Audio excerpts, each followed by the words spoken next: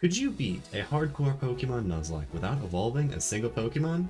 Hey everyone, SapphireSabre here to answer that exact question for you. In this video, I'll be attempting to complete a Nuzlocke in Pokemon Leaf Green with Hardcore Nuzlocke rules and without evolving a single Pokemon. My rule set will be standard Nuzlocke rules with, I can only catch the first Pokemon I encounter per area. If a Pokemon faints, it is considered dead and cannot be used anymore. And I also play with a dupes clause, so if I find a duplicate Pokemon, I can re-roll that encounter until I get a real encounter. This only counts for Pokemon that I've caught, not just seen. As for the rules that make this run hardcore, set mode must always be active. This will ensure that I can never get free switches on trainers, and there will always be a little bit of a tempo exchange. No items can be used in battle, but held items and Pokeballs are okay. And I'm not allowed to overlevel. My Pokemon's level cannot exceed the next gym leader's ace Pokemon. Additionally, if any of my Pokemon ever attempt to evolve, I will force stop the evolution. I chose to do this run in Kanto as I wasn't sure how difficult this would be, and I knew Kanto would be a little forgiving. This ended up being an interesting experiment, so if you want my verdict on the difficulty of this challenge, make sure to stick around until the end. Also, if you aren't already, consider subscribing. It's simple clicking a button, but really helps my channel out. With all that out of the way, let's get into the run. We are immediately given an important decision from the start of the game, which starter to choose. For this run, I decided that since there are strong Pokemon in the late game to carry us, like Snorlax and Gyarados, we should pick a starter that would help us clear the early game. And since this starter would never evolve anyways, it won't be useful for the entire game. For this reason, I chose Bulbasaur as our starter. Bulbasaur will take care of the first two gyms by itself, and it has useful utility in Sleep Powder and Leech Seed, so it was clearly the best choice. Normally in my runs, I list off a lot or all of the wild Pokemon we catch, but for this run I'm only going to talk about noteworthy encounters. It'll help save time and move things along quicker. Let me know down in the comments how you feel about this change. There's unfortunately no noteworthy encounters before Brock. Our only goal is to catch some common Pokemon to get them out of the way for future duplicates. When it comes to Brock, I don't think anyone was expecting it to be a challenge. Both of his Pokemon are 4 times weak to grass, so Bulbasaur makes quick work of him. You know what else you can make quick work of? Hitting that subscribe button! It's super easy and really helps with the channel. Oh boy, that was a stretch. Let's just keep going. Most of the early game continuing on is business as usual. None of our opponents have evolved Pokemon, so the playing field is still even. Our first real hurdle is the rival battle in Cerulean City. He has the Pidgeotto, which is relatively weak, but still evolved. He also has a Charmander, a Pokemon we don't have the best counters for. Knowing this would be a tough fight, I decided to take it out of the way before Misty, as Bulbasaur can take care of Misty solo. I also forgot to mention I named our rival Darwin. You know, because our enemy is evolution. Never mind. Darwin leads with Pidgeotto and I lead Rattata. We immediately miss a Hyper Fang as Pidgeotto lands a Sand Attack. We trade blows for a little, but the accuracy drop means Rattata is in trouble. I bring in Geodude, who manages to land a Rock Throw to finish off the Pidgeotto. Charmander is in next, but Geodude is able to make quick work of him. After those two go down, the rest of the fight is pretty easy. Geodude is able to clean up the rest. This fight was very manageable, but we've already begun to see the danger of battling evolved Pokemon. While clearing on the Nugget Bridge, I made the mistake of forgetting Nidoran learns Double Kick. I for some reason thought it was only the male one that learned it, not the female one also. This mistake unfortunately cost me Rattata, a really valuable early game Pokemon. Stab Hyper Fang is really strong, so losing this is a bit of the blow. Nonetheless, we're able to clear out the rest of the trainers and reach Misty. Due to Bulbasaur learning Razor Leaf and some clever status usage, Bulbasaur is able to handle Misty by itself. I did have to risk a crit, but I really had no other choice. This is exactly why we picked Bulbasaur, as it can take care of the first two gyms easily. On Route 5, we get an extremely useful Pokemon, Meowth. You see, Meowth has the Pickup ability. This ability opens up a range of useful items like infinite berries, hidden power TMs, and in turn infinite money. On the SSN, we faced one of our toughest challenges yet. Our team has not been upgraded notably, but Darwin's has. He has a Pidgeotto, a Charmeleon, Eradicate, and a Kadabra. All evolved, tough to deal with Pokemon. I knew this fight was going to be difficult, but all we could do was push forward. I'll let the fight speak for itself. Evolved Pokemon. Okay, let's Fury Attack. That's a lot of damage, and we missed. Oh, we're Speed Tied. Oh, that's not a lot of damage. 5 hits? Okay, 5 hits. Okay. I mean, we have to swap, right? Well, how much is it doing? It brought us from 53 to 18. It's 35, so it's doing 17 or 18 a hit. So yeah, it's a roll to just straight up kill us, even without a crit. So we gotta swap here. I mean, probably to Geodude, right? I really don't like using Geodude HP before Charmeleon, though. Okay, that is really low damage. Rock Throw. We do still have a lot of HP for Charmeleon. Problem is, Geodude has really low special defense, so Charmeleon's Ember will still do a decent amount. Okay, here it is. Just go ahead and Magnitude. Okay, that's fine, potentially. Let's hope we hit. Magnitude 5 is a pretty weak Magnitude, but it's damage. We did connect. Okay, we just need to hit another Magnitude, basically. Growl is also fine. Just hit, just hit. Damn it, Geodude. Okay, how much? 48 to 35, 13. So 26 is the crit. Hit. No! Metal Claw, okay. Did 15, so 30's the crit. Please hit. Oh, thank God. Okay. Okay. We took it down. It's not the only threat, but that is a threat down. Probably Kadabra next? Yeah, okay. How is our special defense on Meowth? Because Meowth is kind of the only thing that can kill this right now. It's pretty okay. But if we hard Meowth and he's a 2-shot, we could be in trouble. Doesn't this Kadabra have Psybeam yet? I want to see. It does not have Psybeam, it's only using Confusion. Hard Meowth might be the answer. Let's give it a shot. Okay, how much damage? We survived non-critical, so let's hope for non-critical. We're actually faster. Unless we're speed tied. We could be speed tied. Speed tied would be really awkward. I have to go for it. Okay. There is all sorts of risks involved with that. Meow to the rescue, true that. Oh, does this thing have Pursuit? Am I gonna get Pursuit? What level is this? Level 16 Eradicate? What does this have? It doesn't have Pursuit yet. Has Hyper Fang, Quick Attack, Tackle, and Tail Whip. So we just Geodude, right? Hyper Fang could do a lot. Maybe we Bulbasaur and try to put it to sleep. Yeah, I'm down to give it a shot. See how much damage he takes. I think we already did a Hyper Fang critical, but I think we kind of have to play into that. Yeah. Alright, fair enough. Fair enough. Okay, this gets a little harder. Let's go to Mankey. We're actually slower. Wow. Okay, we did one shot. Damn it. That really sucks, actually. I mean, Bulbasaur could never evolve, but it had some really useful support moves with Leech Seed and Sleep Powder. That's a tough loss. That's a really tough loss. Losing Bulbasaur is pretty unfortunate, but luckily it already had put in the work it needed to. It was able to carry the early game through the first 2 gyms, and we will be able to continue without it. I also wanted to mention at this point, I livestream all these runs over on Twitch, so if you want to catch me live, check the link in the description. As of writing this, we're currently playing Pokemon Storm Silver, and I've been having a great time with it. Regardless, let's continue on with the run. An option for decent encounters I haven't mentioned yet is in-game trades. There are a lot throughout Kanto, and although we can't access them all yet, we are able to trade our Spearow for a Farfetch'd.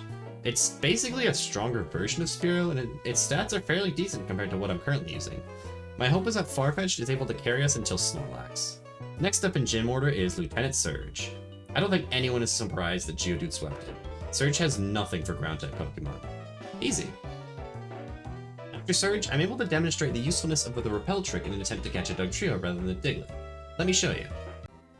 So if you have never heard of the repel trick, hopefully I will demonstrate it for you. Basically, the way a repel works is it blocks wild encounters from Pokemon lower level than your lead Pokemon. Our lead Pokemon is a level 28 Pidgey, so this means anything level 27 and below, we can't encounter it. It'll be blocked. But anything 28 and above will still be able to be encountered. So what this means is that all of the Digletts will not be encountered because they only go up to level 22, whereas Dugtrios range from 29 to 31. So we can use the repel to ensure that we can only get Dugtrio because it's the only encounter that can spawn within that level range. This is a useful trick you can use in Nuzlocke to try and influence what encounter you're going to get. We can actually just run all the way through because our goal is to get Flash anyways. And here's our Dugtrio. We can't use Dugtrio right now with our current level cap, but it'll be much more useful than a Diglett. Rock Tunnel's tough for us without our Grass type to handle the powerful Rock and Ground type Pokemon. During the journey, our Pidgey had to make a heroic sacrifice. After securing us Dugtrio, I think Chef has earned his rest.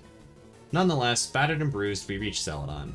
Celadon marks the end of our grueling early game as we finally have access to useful tools. With infinite money, we can buy infinite game coins and are able to buy a Pinsir as our Celadon City encounter, along with useful items and TMs. After Erica, we are also able to catch and use the Snorlax encounter, which will hopefully carry us the rest of the way through the game. With access to our new TMs, Vulpix and Farfetch'd demolish Erica. I'm noticing a trend so far with gym leaders being as easy as always, but random trainers and our rival being able to threaten us. Gym leaders in this game have little to no coverage, so super effective Pokemon is able to beat them, even if they aren't evolved. After Erica, a large section of the game opens to us, along with a plethora of incredibly good encounters. The most notable being Snorlax. Catching Snorlax required a little strategy. You see, there are two places to encounter Snorlax in the game, and Snorlax can have two different abilities, Thick Fat and Immunity. I personally prefer Thick Fat, as it makes Snorlax resist both Ice and Fire-type moves, making its tanking ability even more useful. To check if the wild Snorlax has immunity to Thick Fat, all we need to do is try and poison it. If we're able to poison it, then it has Thick Fat. If the first Snorlax we try has immunity, we can kill it and try at least one more time. Luckily, I was able to catch a Thick Fat Snorlax on the first try. We catch a lot of Pokemon and make a few trades, such as trading an Abra for Mr. Mime. We finally have a real team with some real Pokemon. After exploring most of Kanto, I decided that we should battle Koga next to unlock the ability to use Surf. Koga's Pokemon are primarily poison and normal-type moves, so I decided to counter him with a Haunter. Haunter is immune to normal-type moves and takes a quarter damage from poison moves, so it's able to easily sweep Koga. Yet another easy gym leader. After Koga, the entire region is now open to us. I go ahead and grab a few more encounters, including resurrecting our fossil for an Aerodactyl. We decide it's time to challenge Sabrina, as she's the last real obstacle before the Pokemon League. Psychic-type Pokemon are hard to counter in Kanto, but we have so many strong options at this point that I'm not worried. Sabrina's team also uses a lot of physically frail Pokemon that rely on outspeeding and one-shotting their opponents, so a fast physical attacker handles her well. Sabrina didn't stand a chance. Aerodactyl is faster than her whole team, likely due to the badge boost, and is able to one-shot her whole team. I wasn't expecting Sabrina to be difficult, but I also wasn't expecting her to be this easy. Either way, it's yet another easy gym leader. I've already traveled all the way across Kanto at this point, so the rest of the game is just another boss rush. We've also gotten all of the encounters we really need, so I decided to make use of the Master Ball. I'll let the commenters get upset about that one. The next gym leader is Blaine, but he doesn't stand a chance. I try to use some gimmicks with mixed effects.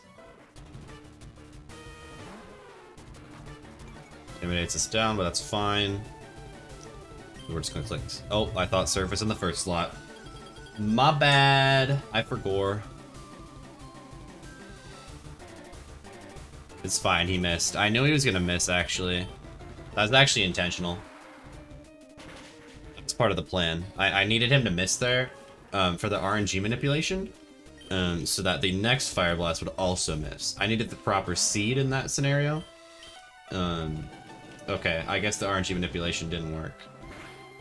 After that, Lapras cleans up the rest of the team. Our Lapras cannot get crit as she has the Shell Armor ability, so we can safely just spam Surf. The 8th and final gym leader, Giovanni, is next. Do I even need to tell you how this fight goes? The so-called hardest gym leader in the game that uses 2 Rhyhorns. Lapras continues stacking bodies, earning us the last badge we need. After trudging through Victory Road and mopping up Darwin one final time. Lapras is kind of broken, huh? As this is surely the last time we will encounter him, we make our final preparations for the Elite Four. This run so far has been a lot easier than I was originally expecting, and I don't anticipate the Elite Four will be any different.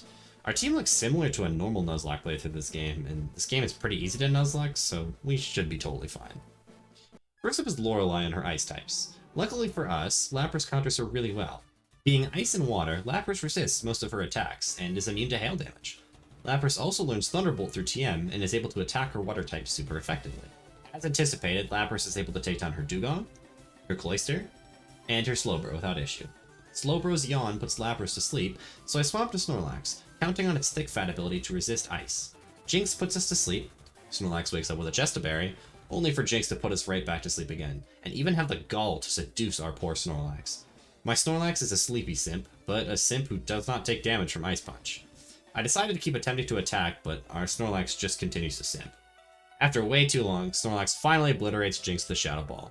Last up is Lapras, so I bring in my own Lapras to resist her stab moves, and finish the job with more Toxic and Thunderbolts.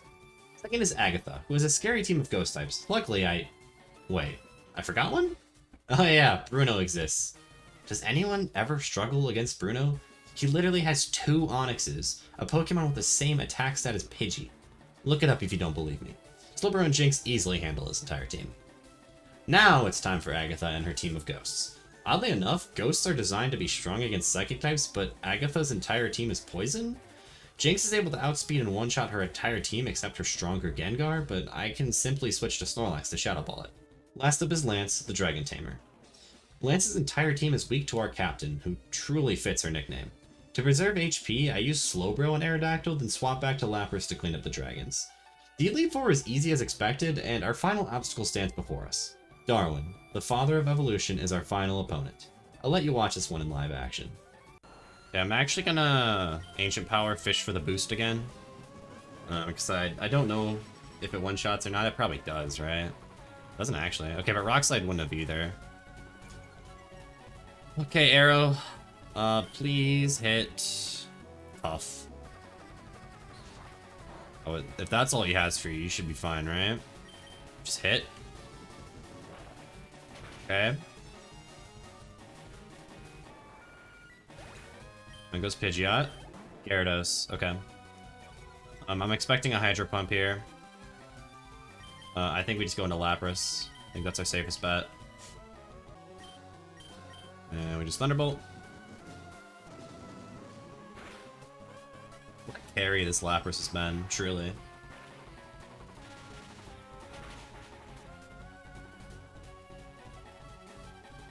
Oh wow, he actually survived that. Wow, I'm impressed.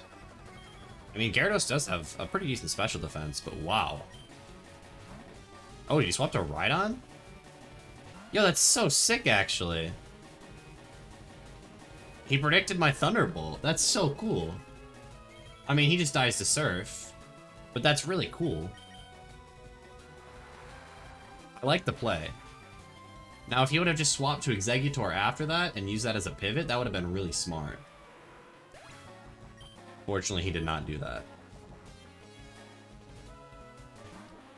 Exeggutor. Does this even have a grass move? I think it has Solar Beam. So I just kind of want to just Ice Beam. Oh, it does have Giga Drain. Okay, never mind. I mean, we can't get crit though, so we should take one. Must be a lot of damage. Yeah, a little more than I'd like to be taking. That's okay though. We are just fine.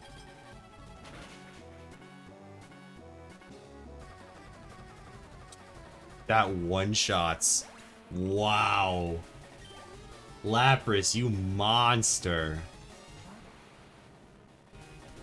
I don't know if we can take a hit from this, to be honest, and I don't think we can kill it back. I think our safest play... Basically, Snorlax kills this, but I don't want to switch Snorlax into a Psychic. So I think our safest play is to swap to something like Jinx, see if Jinx beats it. If not, let Jinx go down and bring Snorlax in after, I think. So let's swap to let's just swap to Jinx. If Jinx doesn't beat it, Jinx goes down. That's not the end of the world. And then we just swap to Snorlax. Snorlax carries or cleans us up. No Spit F drop. I mean, there's a chance we can take this. If there's no Spit F drop, no crit, we can take this, I think. I think we probably two-shot. Yeah, okay, so just no crit, and we actually do keep Jinx alive, too. Cool. I mean, this is a champion fight, so I'm prepared to sacrifice whatever I need to get through. But it's also a lot more fun if everyone survives, so... Not that I'm overly attached to many of these Pokemon, especially not Jinx, but it's just fun. I mean, he just full restores, right? Doesn't that just give me a free switch back into Lapras? Oh yeah, get that Oran Berry, baby. But don't I just get a free switch back? Or is he not going to heal the Gyarados? Okay, yeah, so I just get a free switch back. I'm a little too low on HP for Lapras to take care of Charizard, I think. But we have a Slowbro and an Aerodactyl, so I think we're going to be just fine. Go for the Thunderbolt. Thrash this time, okay. Ooh. I'm actually dead to another one of those, aren't I? Not after leftovers, though. Alright, high roll this time, just kill it. Survives that. That's actually impressive. I'm not sure if I take another one. I think what we actually do here is take this switch on Aerodactyl now. It's not going to do too much to us. And then we don't have to switch Aerodactyl into a flamethrower that could burn him. Fish for a boost, because why not?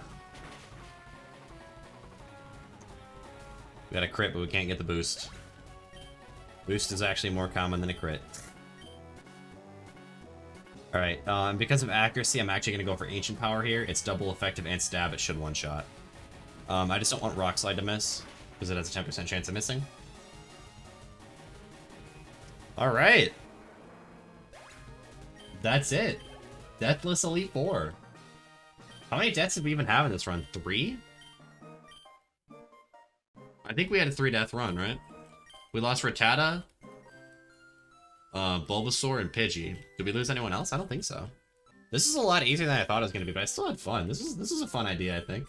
I think this would be really fun in another generation where you can't get as many good gift Pokemon that are, like, fully evolved, like a Lapras. Like, I think this kind of run in Gen 4, Gen 5 could be really interesting. There were a lot more options than I thought there were going to be. Initially thinking of this challenge, I was like, I'm basically going to be just running Snorlax, Lapras, aren't I? But no, I mean, this is a really good team. You wouldn't even know I was doing this type of challenge if you saw this team. Like, this is just genuinely a really good team. All in all, this was a fun run, albeit an easy one. I completed this challenge a while back before I'd heard of the concept of a Little Locks, so although this is similar, I could have used harder rules. I also wouldn't play this in Leaf Green again, as this game is honestly way too easy, even on challenge runs like this. I still hope you enjoyed, and if you enjoyed, consider hitting that subscribe button. It really does help out the channel. Also, let me know down in the comments or in the community Discord server what challenges you think I should run next. I'm always looking for more ideas, so if I see one I like, I'll try it. Well, that's all I've got. I'll see you in the next one. Goodbye.